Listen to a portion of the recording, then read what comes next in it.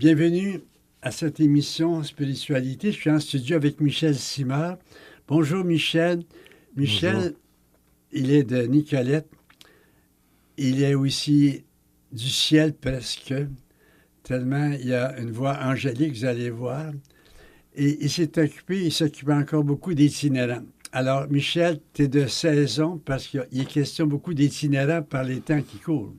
Oui, bien sûr, parce que c'est le froid qui nous fait tout à coup s'éveiller à la réalité, la dure réalité de vivre à la rue, là. Michel, qu'est-ce qui t'a amené à t'occuper des itinérants? T'occuper de moi et pas juste à partager quelque chose de leur vie. Qu'est-ce qui t'a amené à partager quelque chose de leur vie? Bien, en réalité, j'étais à la communauté du désert. Je venais de terminer une maîtrise en théologie et euh, j'étais assez proche du premier directeur du Centre La Havre, tu sais, ça venait d'ouvrir, là, tu sais, on était ensemble à la communauté. Le Havre, c'est Le Havre, c'est un centre d'hébergement d'urgence. À l'époque, c'était un refuge pour les hommes sans abri. à Trois-Rivières. À Trois-Rivières. Et c'est né en 1989. Et il commençait tu sais, à avoir des gens un peu plus nombreux, puis vis-à-vis lesquels les policiers ne savaient pas quoi faire, Il y là. avait une maison qui les accueillait déjà. Il y avait Sœur Marguerite, Sœur de la Providence, qui C'était est... ça, la Providence. Oh, oui, Je oui, l'ai oui. connue. Oui, oui, c'est une femme extraordinaire. Elle avait loué un appartement sur une rue à Trois-Rivières et elle accueillait, elle appelait ça la soupe, tu sais, puis elle accueillait des hommes, puis il y avait une chambre, elle avait des matelas à terre, puis, mais rapidement, elle était débordée. Mais il n'y avait pas d'institution comme, tu sais, disons par exemple à Montréal, il y avait déjà la Maison du Père, il y avait Albury Mission, il y avait la Mission Bon Accueil, bon. Et Je viens à Sœur Marguerite. Elle était à Chicago au temps de Al Capone. Elle n'avait ouais. pas froid aux yeux, la petite sœur. Non, c'est une femme exceptionnelle. Donc, on rencontre rarement des personnes qui ont une liberté par rapport euh, aux conventions sociales. Tu vois. Juste une anecdote. Un jour, je m'en vais à Montréal et je suis dans le métro, à Berry de Montigny, et je regarde au loin et je vois une femme qui a vraiment l'air d'une, tu sais, d'une itinérante type, là, tu sais. Puis là, elle est là, elle semble parler au monde. Alors je m'avance. Hey, je vois-tu pas que c'est Sœur Marguerite qui est assise là, puis qui est en train de faire la promotion pour la béatification de la fondatrice. Là. Voyons donc. Mais il faut le faire, hein, c'est avoir cette espèce de liberté qui te permet de vivre comme en dehors du regard des autres. Tu sais, parce que la plupart de nous, on se situe à l'intérieur des limites du regard des autres qui nous disent qu'on est correct ou pas correct. Ou, tu sais, elle est complètement en dehors de ces limites-là. Et ça, pour moi, c'est un signe de quelqu'un qui a intérieurement, euh, qui vit d'un souffle intérieur qui n'est pas dépendant du regard du monde extérieur. Et c'est assez rare. Hein? C'est Alors, assez rare. Michel, tu es allé à cette maison qui naissait, le Havre.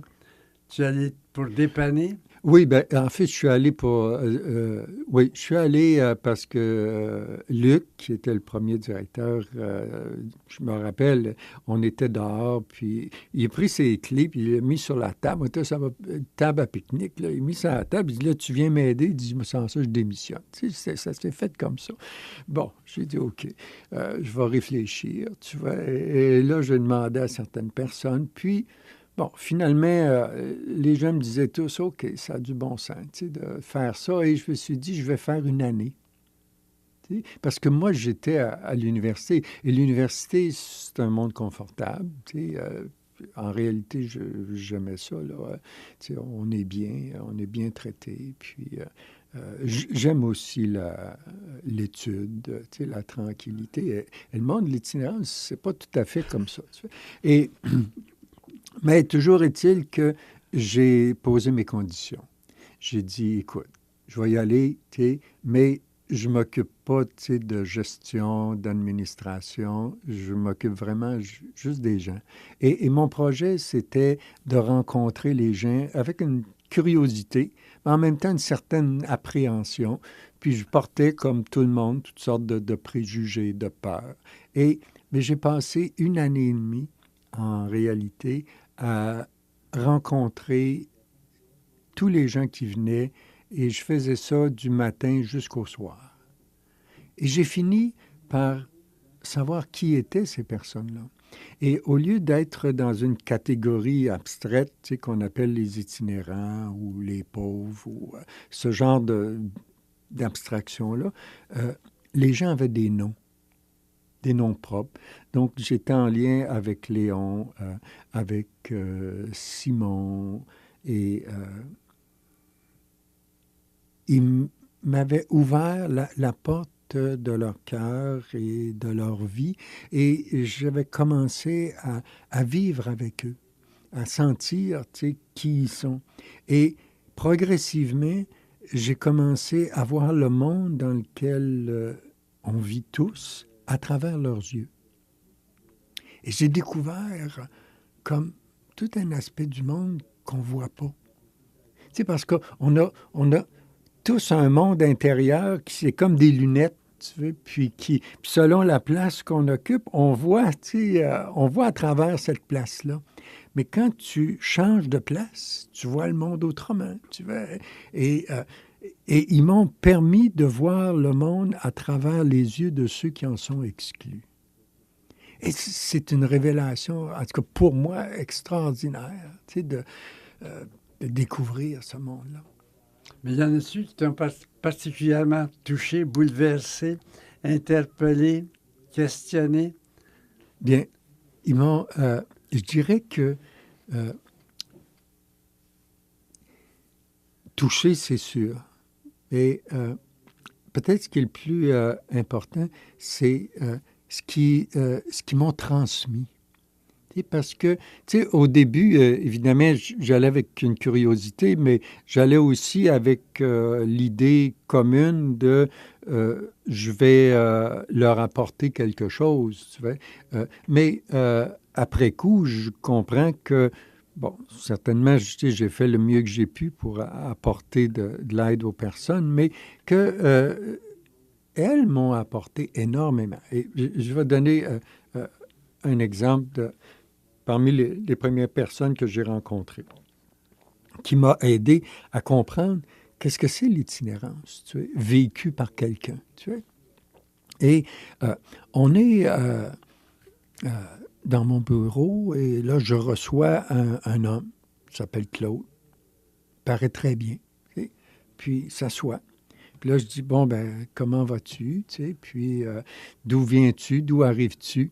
Puis là, il commence à me raconter un peu son histoire. Il dit, écoute, moi, je suis sorti d'un hangar dans l'Estrie en 1984, tu vois.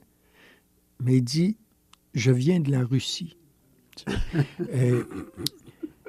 Mais il dit, je ne sais pas comment je suis arrivé là, mais je dois faire attention parce qu'ils veulent, tu vois, me rattraper, tu vois. Et donc, c'est pour ça que je suis ici, puis je ne peux pas non plus... J'ai hâte de voir la suite. Mais, bon, il dit, je ne peux pas avoir d'aide sociale parce que sinon, je vais être obligé de donner mon nom, mon adresse, puis ils vont, évidemment, me retrouver. Okay? C'est donc lucide.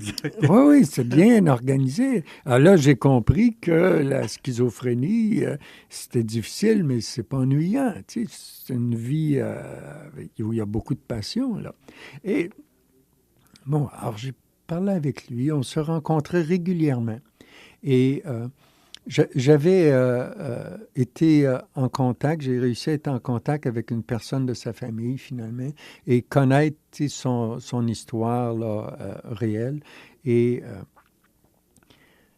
je lui demandais, et Claude, tu viens de la Russie, mais comment le sais-tu en fait? Tu vois?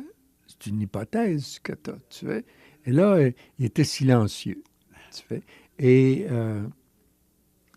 à mesure qu'on avançait, cette question-là devenait comme plus sérieuse. Et lorsque je lui posais la question, il se tordait littéralement sur sa chaise, tu vois, d'angoisse. Tu vois. Puis un peu comme quelqu'un qui fait une attaque, tu sais, d'épilepsie, là, mais il restait là, tu sais, vraiment les membres, tu sais, serrés. Et après un certain temps, ça se détendait. Donc, il fallait, de ma part, rester à l'écoute. Parce que c'est ça la clé. Hein? La clé de la relation, c'est l'écoute. Euh, être, et on n'écoute pas avec les oreilles. Tu sais. On écoute avec le cœur et l'esprit. Et de rester ouvert dans des situations qui sont hors de nos normes habituelles, c'est très difficile. Spontanément, on est porté à prendre le contrôle, tu vois, pour ramener les choses à l'ordre. Mais les laisser être dans le désordre, ce qui est pour nous hors de l'ordre normal des choses, pour voir, tu sais, pour entendre, tu sais, la musique qui se joue, tu vois, dans cette vie-là. Et on commence à entendre la musique de l'âme de la personne. Tu sais. Et je me suis habitué à entendre cette musique-là. Pour moi, la spiritualité, si on peut dire, un des aspects, c'est je perçois la vie de l'âme un peu comme une musique. Tu vois? Mais c'est une musique universelle. C'est-à-dire, pour moi, la métaphore de la vie divine, de l'Esprit Saint, c'est la musique. Il y a une musique divine, tu vois, on peut l'entendre. On peut l'entendre avec le cœur. Puis, lorsqu'on se syntonise, okay? C'est comme un poste de radio. Puis on dit un poste de radio qu'on syntonise, mais elle joue à travers tout le monde.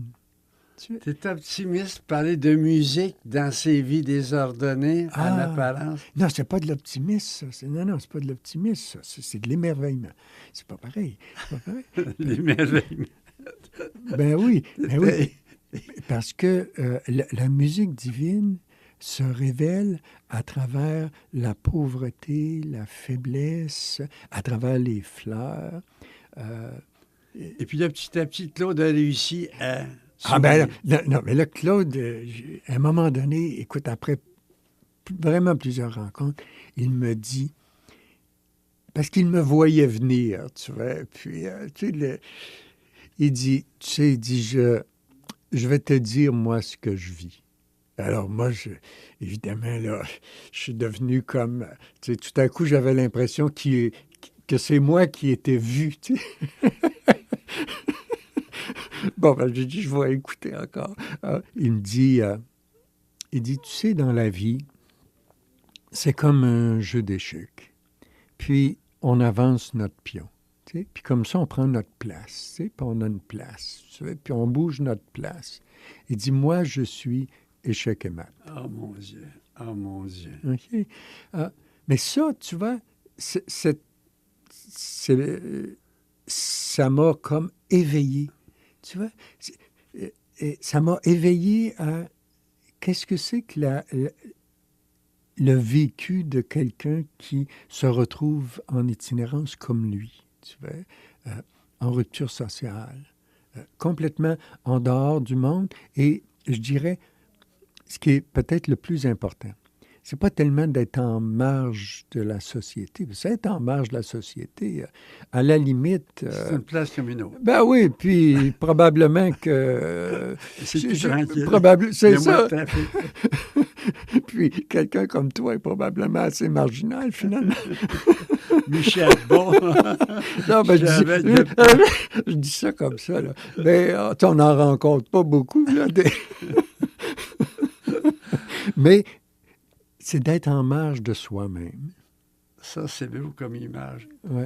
En marge de soi-même. Oui. Alors, Michel, là, tu viens de dire une chose intéressante, après tout. Ça n'arrivera pas souvent. Donc. Il faut prendre le temps d'y penser. C'est beau être en marge de soi-même.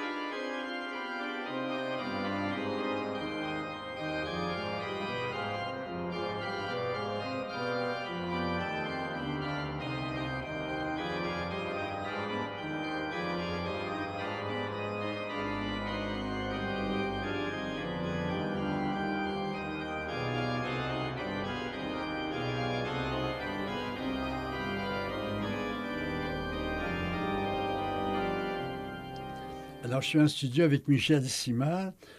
On va entendre encore quelque chose sur les itinérants. Michel, donc, tu as fait une année au Havre, puis après, qu'est-ce qui est arrivé? Qu'est-ce qui est arrivé, c'est que Luc, qui était le premier directeur, a décidé de quitter, puis laisser son poste, et le poste est devenu vacant. Alors là, j'ai eu à prendre une décision. Soit je prends la relève, ou je m'en vais. Étudier à l'université. Je retourne, c'est ça, bon. Je retourne, c'est ça. Et bon, finalement, j'ai pris la décision de rester. Ça n'a pas été facile nécessairement parce que, les gens du conseil d'administration respectaient beaucoup et croyaient beaucoup dans mes capacités d'intervenir, mais étaient pas mal convaincus que j'étais un très mauvais administrateur et j'étais pas mal de leur avis. Alors, ça a été comme... Mais finalement, ils n'ont pas trouvé d'autres qui avaient du bon sens. Alors, j'ai dit, écoute, on va faire un bout. Et là, j'ai commencé à regarder le monde à travers, évidemment, la place qu'occupe un directeur, tu vois, de service. Puis, bon, nous, on gérait un refuge pour hommes sans abri. Puis, bon, prendre ça. Au bout d'une année... Il y avait pas mal de monde qui allait là? Bien, durant les premières années, on était à peu près à 160 personnes par année. Et... peut-être qu'on reviendra là-dessus, là, mais pour donner une idée du phénomène de l'itinérance, en 1992, on est à 160 personnes, mais en 2012, donc 20 ans plus tard, c'est 1200 personnes durant une année là, qu'on accueille au Havre. C'est une augmentation de 600 %. Et ça, c'est pas particulier à Trois-Rivières. C'est pas parce qu'on est bon et que les gens viennent, tu sais, comme un bon hôtel où les gens vont. Tu as cette augmentation-là à Montréal aussi. Là, à Oldbury Mission, en 1990, ils ont 150 lits. En 2005, ils sont rendus à 454 lits. À Calgary, la croissance durant la même période est de 800 %. C'est pareil dans toutes les villes du monde occidental. Donc, le phénomène de l'itinérance, on peut placer les paramètres. Là, ça commence de manière sérieuse vers la fin des années 80. Début des années 90, émergent les premières structures là, qui cherchent à faire face aux nouveaux problèmes qui arrivent. Mais comme tu dis, on y reviendra un petit peu. Ouais. Alors, toi, quand tu as débarqué au Havre, tu as vu que c'était une maison d'hébergement. Oui, c'était un refuge de nuit pour les sans-abri, tu sais, traditionnel. Et après un an, je commençais à voir comment les choses fonctionnent et je prends conscience que on fait partie du problème. Michel Simard, on fait partie du problème. Oui, on fait vraiment partie du problème. C'est excitant de voir ça. Oui, c'est très, très, très excitant pour un directeur de se prendre conscience que c'est ce qui fait qu'il y a le problème. En tout cas, ça en contribue. Bon, il ne faut pas exagérer, mais c'est assez simple au fond, là. Parce que, imagine, on a un refuge de nuit, c'est un peu... je caricature à peine, là, c'est un peu comme un fonctionnement d'hôtel pour des gens qui n'ont pas d'argent. Okay? Alors, tu offres un lit pour la nuit, tu donnes, évidemment, tu ne laisses pas les gens dehors ni mourir de faim, tu t'occupes de l'hygiène, puis... mais les gens, le matin, ils s'en vont dehors puis ils s'arrangent. Sauf que aujourd'hui, les gens qui se retrouvent dans la rue, c'est pour beaucoup des gens qui sont très malades, qui ont des problèmes graves de santé physique, de santé mentale, qui sont complètement perdus, désorientés dans un monde qui est très complexe, très difficile. Donc, de renvoyer les gens à la rue... À quoi ça sert, tu vois, quand tu regardes une mission comme celle-là? Bien, tu aides les gens à se maintenir en itinérance pour ne pas crever de faim. Alors, c'est là que tu dis que je fais partie du problème. C'est là que je dis que je fais partie du problème parce que je ne suis pas une porte de sortie de l'itinérance. Je suis une façon d'aider les gens à survivre dans l'itinérance. Alors là, quand tu prends conscience de ça, là, il y a une autre décision à prendre. Tu sais, je continue de faire ça ou je fais d'autres choses. Et là, je fais quoi si je veux faire d'autres choses? Et c'est une aventure intéressante. Je t'arrête, c'est pas propre à Trois-Rivières. On avait ça aussi à Montréal. Ah oui, c'est partout comme ça. C'est partout en Occident, là. Parce que, tu sais, aujourd'hui, on a à peu près, disons, mettons, 50%, là, en étant conservateur, de gens qui ont des problèmes de santé mentale importants qui se retrouvent à la rue. Et là, on ne parle pas des problèmes de dépendance non seulement à l'alcool, mais aux drogues dures, là, aux amphétamines, et gens déstructurés qui ne savent pas comment s'orienter ni où s'orienter et sont comme pris dans une dynamique de survie dans laquelle ils ne trouvent pas d'issue. Non seulement au niveau, disons, matériel, dans le sens de trouver un logement. C'est sûr que c'est là, trouver un logement, trouver un travail, avoir de quoi manger, mais intérieurement, pour être capable de se reconnecter avec la vie qui est en eux et le désir de vivre et d'être en lien avec la vie, sont comme déracinés non seulement de la société, sont déracinés de leur propre être. C'est Ce que tu dis là, ça m'impressionne parce qu'il y a beaucoup de maisons, Maison du Père, puis d'autres, mais Accueil Bonneau, on dépanne les gens comme il y a la plus grande maison à Montréal. C'est laquelle? Oldbury Mission. C'est le plus grand refuge au Québec. C'est un des grands refuges au Canada.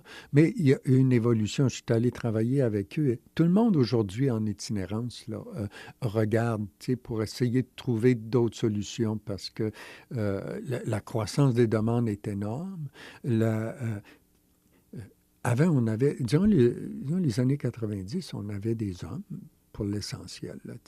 Aujourd'hui, tu as des jeunes, des hommes, des femmes, des personnes âgées, dans certaines régions, des familles de plus en plus nombreuses avec des enfants. Nous, au Havre, je me rappelle une fois, on a accueilli un père avec son fils de 6 mois.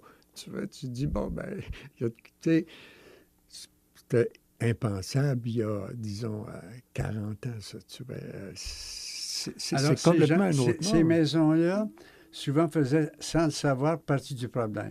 Bien, oui, parce que le modèle des refuges, c'est né dans le monde industriel. En fait, à la fin du 19e siècle, tu vois, la vague d'urbanisation, comme Oldbury Mission est né en 1889 à Montréal, sous-populaire. Donc, on a des gens qui viennent du milieu rural, qui s'en viennent travailler dans la grande industrie, mais avec des conditions de pauvreté là, très, très grande. Et c'est des refuges qui ont été pensés pour ce qu'ils appelaient les indigents, tu vois, à l'époque.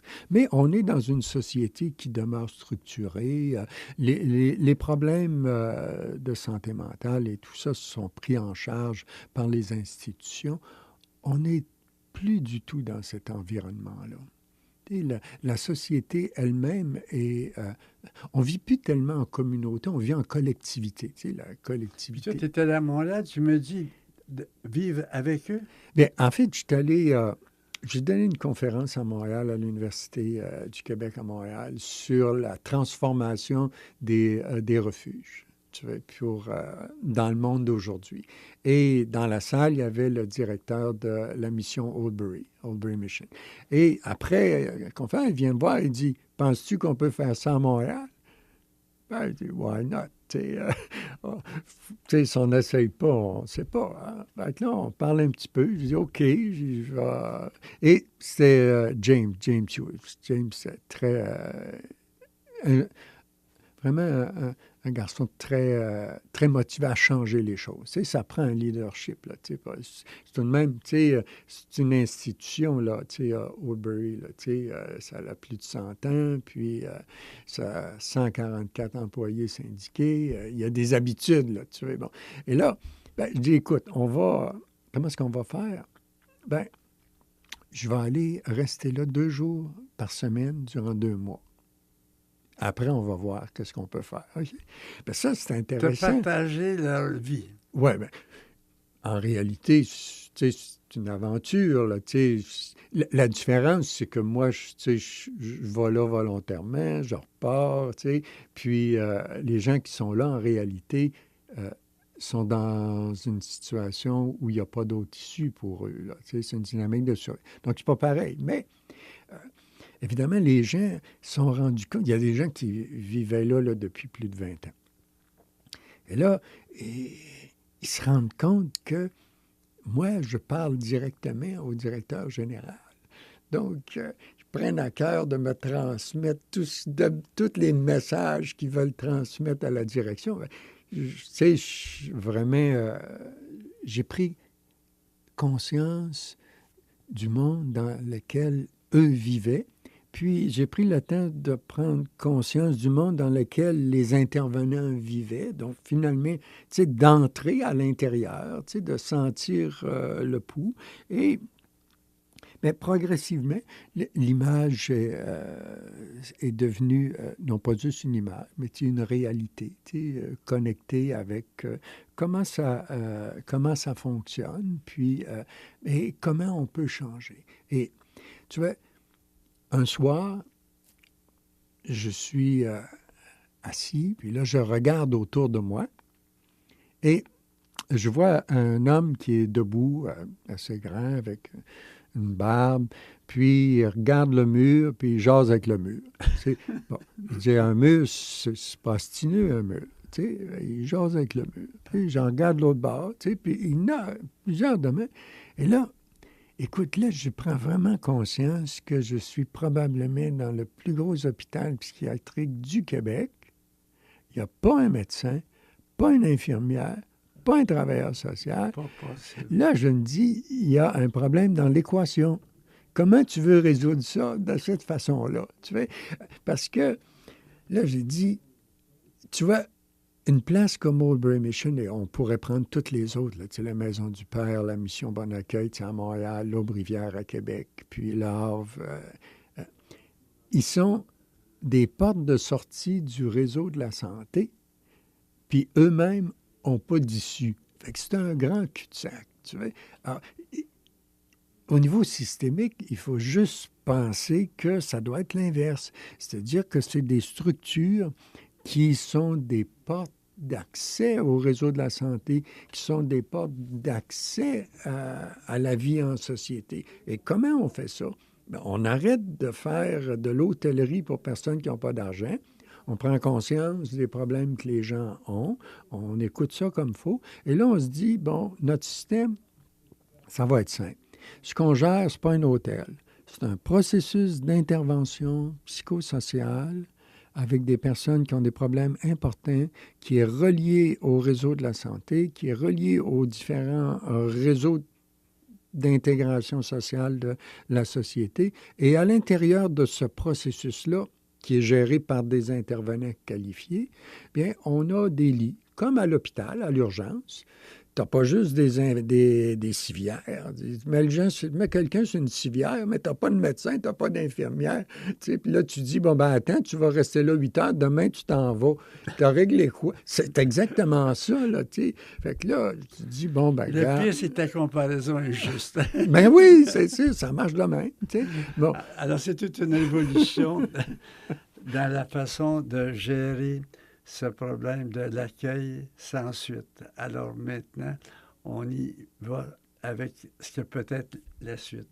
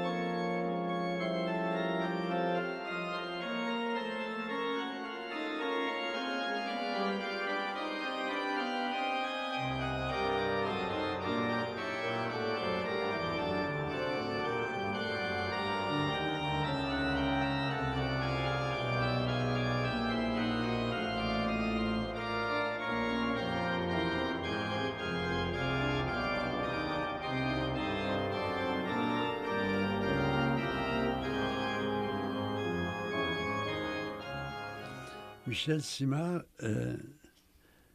t'a suggéré tout un virage. Les maisons d'accueil ont quand même toujours leur place, mais il manque énormément de suivi. Oui. Et il y a une évolution le phénomène évolue très, très, très rapidement. La capacité d'adaptation des structures, des nouvelles structures en place, qui émergent pour l'essentiel de la société civile. C'est assez récent que l'État, d'abord fédéral, puis ensuite provincial, prennent conscience et s'engagent dans la responsabilité à l'égard de cette population-là, qui se retrouve de plus en plus nombreuse là, à la rue, littéralement déportée dans les zones de rupture sociale, là, la rue, les refuges. Et la transformation est très exigeante, très exigeante. Il y a une transformation au niveau de la vision. Et ça, pour moi, c'est le point de départ. Il faut savoir où on veut aller. Puis ensuite, il faut se donner les moyens pour être capable d'y aller. Alors là-dessus, on est assez déficitaire. Mais il y a des chemins considérables de fait. Puis je peux donner l'exemple de la mission Aubrey à Montréal où j'ai été impliqué là, en 2005. Aujourd'hui, le nouveau directeur général, Matthew Pierce, a fait un travail remarquable à la suite de James pour amener la mission vraiment ailleurs. On a avec un psychiatre qui travaille maintenant avec une équipe professionnelle, là, du CHUM, une équipe mobile. Il y a 10 lits d'hospitalisation à l'intérieur de la mission qui vraiment va chercher les patients qui ont des problématiques de santé mentale les plus graves pour leur donner directement un accès.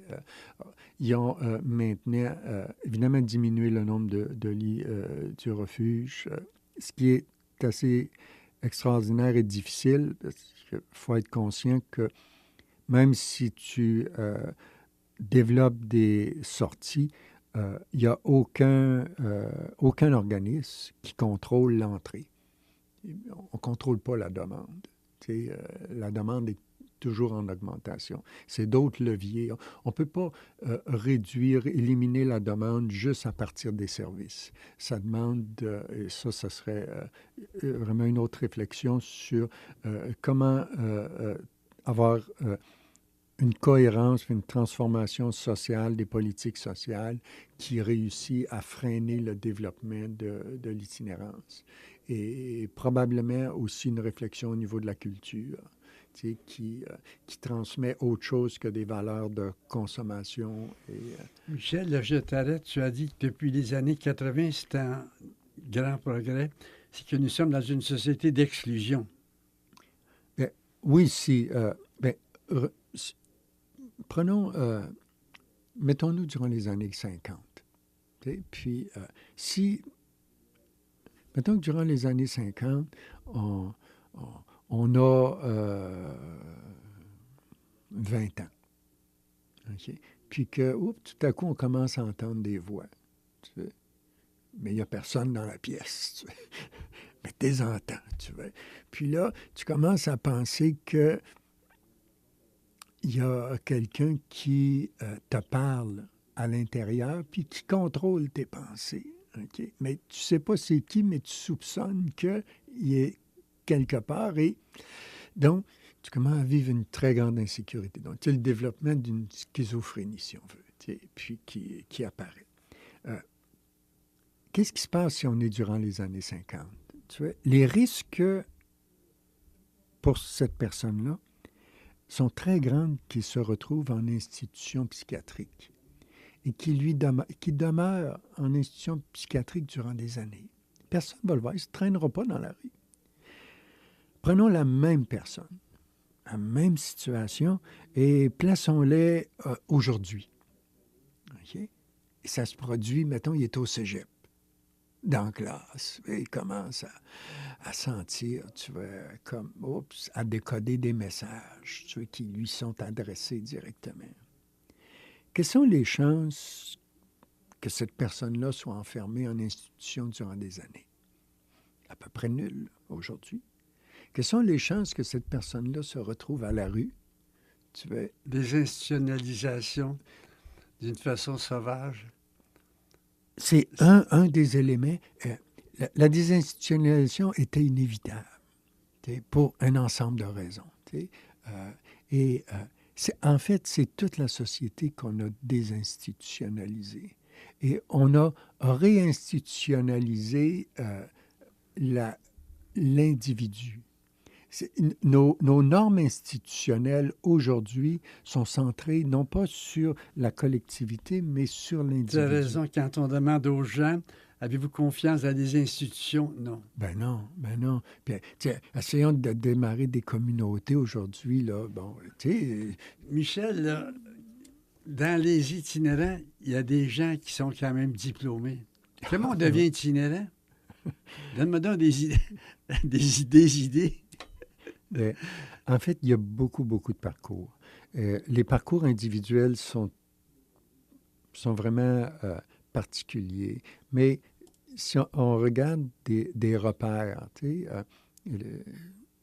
les processus de désaffiliation qui s'approfondit, tu sais, à travers des ruptures. Tu sais, ruptures liées souvent soit au milieu scolaire, soit à la vie familiale. Rupture de couple. Rupture de couple, c'est rupture de liens. Hein? Où se construisent les liens.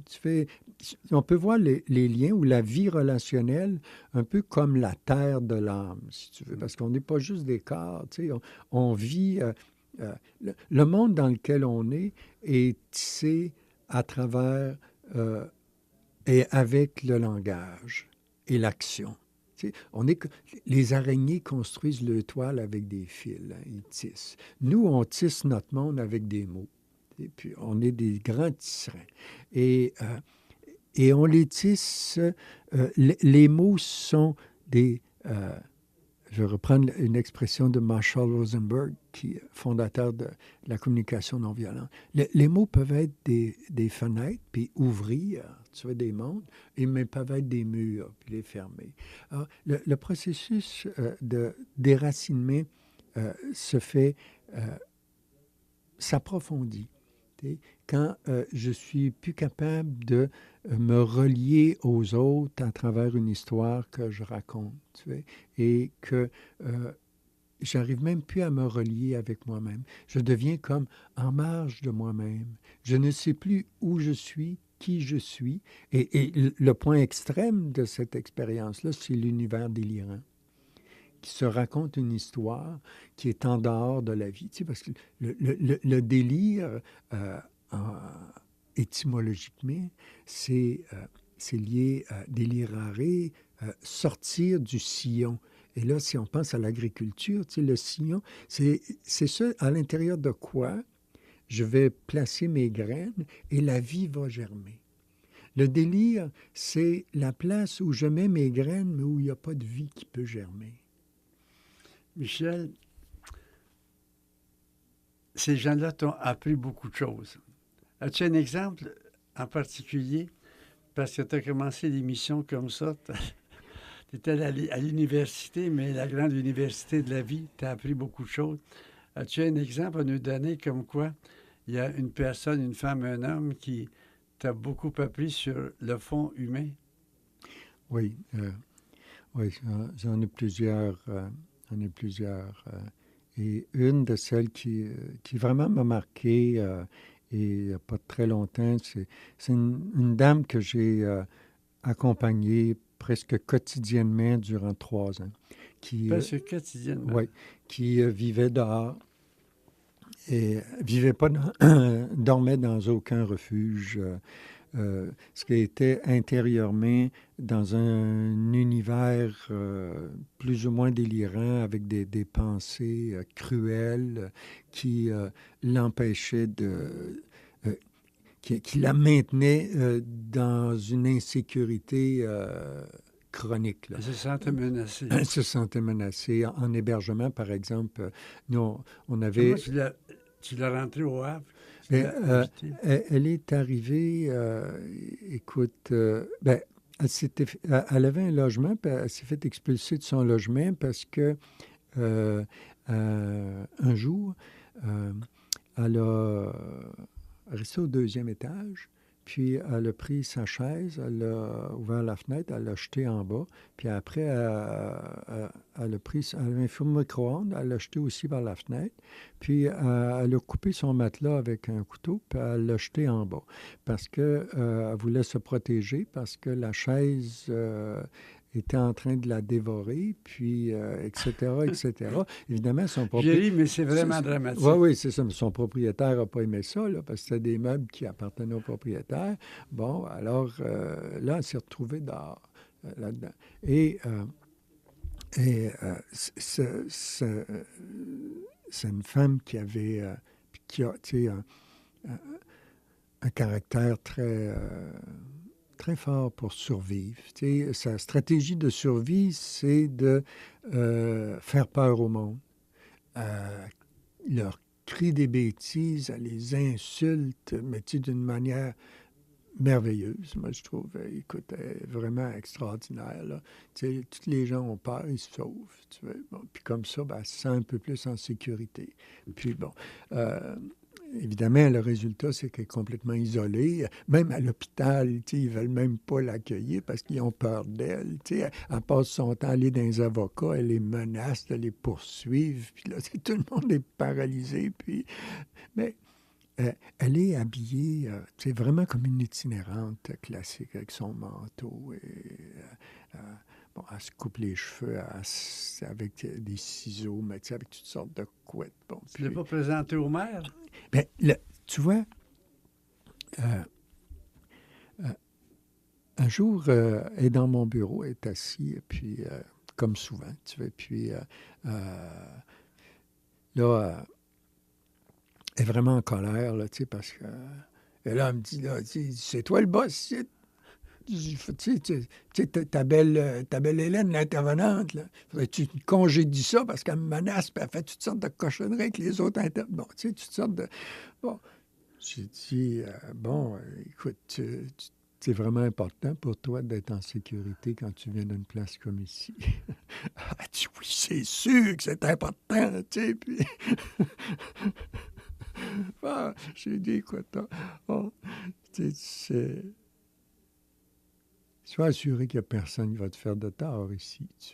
Ça, je peux te garantir ça. Tu sais, puis on a avancé comme ça, finalement, assez apaisé. Tu sais, parce que lorsqu'on réussit à ne pas réagir au même niveau que les gens, tu sais, pas être en réaction avec leur discours qui nous donne une poignée de bêtises. Là. Je me dis, bon, ben, tu sais, finalement, je l'accueille dans mon bureau, tu sais, puis finalement, c'est elle le boss. Tu sais, mets tes culottes, mets ça dehors. Oui. Tu sais, changer de niveau pour être à l'écoute de ses besoins à l'intérieur. C'est beau ce que tu nous dis, Michel, être à l'écoute de ses besoins.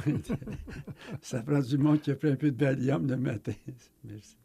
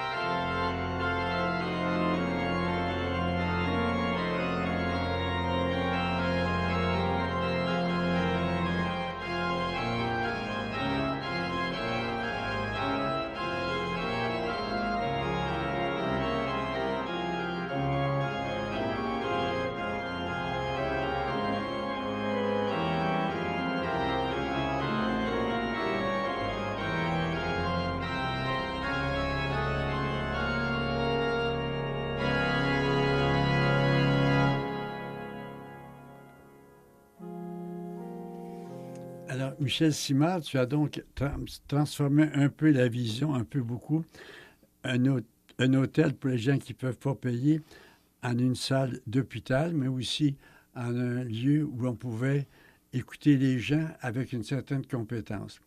C'est déjà un gros pas qui a été fait et qui continue à se marquer dans le Québec. Michel, parle-nous de la spiritualité. Tu es un homme chrétien, chevillé dans la foi. Alors, qu'est-ce que peut apporter la foi à ce monde-là? Yeah. C'est, en fait,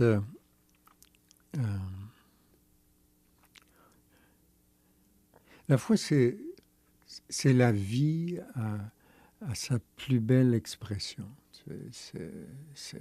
C'est la relation, la foi. C'est la relation avec la vie. C'est la relation qui permet de dénouer les nœuds, les impasses dans la vie relationnelle qui nous poussent ou qui nous maintiennent en dehors de nous-mêmes. La foi, c'est une respiration qui... on respire avec le corps, heureusement pour nous, ça marche tout seul. Mais on respire aussi avec le cœur et avec l'esprit. Et là, il faut consentir. Il faut consentir, apprendre à écouter et tranquillement entrer dans ce souffle. Et pour moi, l'image que j'ai, tu sais, c'est dans l'Évangile de Jean, le beau chapitre 4. Tu vas avec la Samaritaine, puis Jésus qui marche, puis il arrive au puits de Jacob, il arrive de Jérusalem. C'est l'heure du midi, puis là, il demande à la Samaritaine, tu sais, donne-moi à boire. Et hey, comment ça? Tu sais, toi, un juif, tu sais, qui me demande à moi, une femme, une Samaritaine, à boire, tu sais. Et là,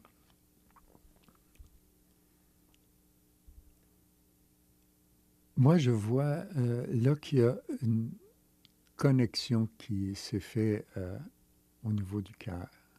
Tu sais, une relation.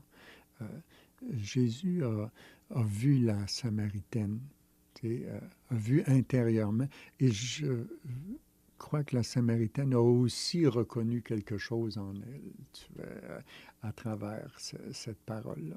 Et lorsque Jésus lui dit si tu savais l'eau que je te donnerais, hein, tu n'aurais plus jamais soif. Hein, ce serait une source jaillissant en vie éternelle à l'intérieur de toi. Et ça, de quoi parle-t-il, tu vois? Hein? De quoi parle-t-il, tu vois? Elle entend, elle comprend, tu vois, que cette source-là, elle est en elle, tu vois. Mais cette source-là, elle est aussi à l'intérieur de moi, elle est aussi à l'intérieur, elle est à l'intérieur. À l'intérieur de chaque être humain, il y a une source jaillissant en vie éternelle, et c'est un souffle d'éternité qui est la respiration intime de l'âme humaine. Et c'est ça, pour moi, la musique qu'on peut entendre, pas avec les oreilles, mais avec le cœur. Elle jaillit à l'intérieur des gens. Et j'ai été amené, tu sais, tout à l'heure, on parlait de la dame que j'accompagne. Elle m'a vraiment révélé beaucoup, beaucoup de choses. Un jour, tu sais, elle est assise devant moi et je prends conscience qu'elle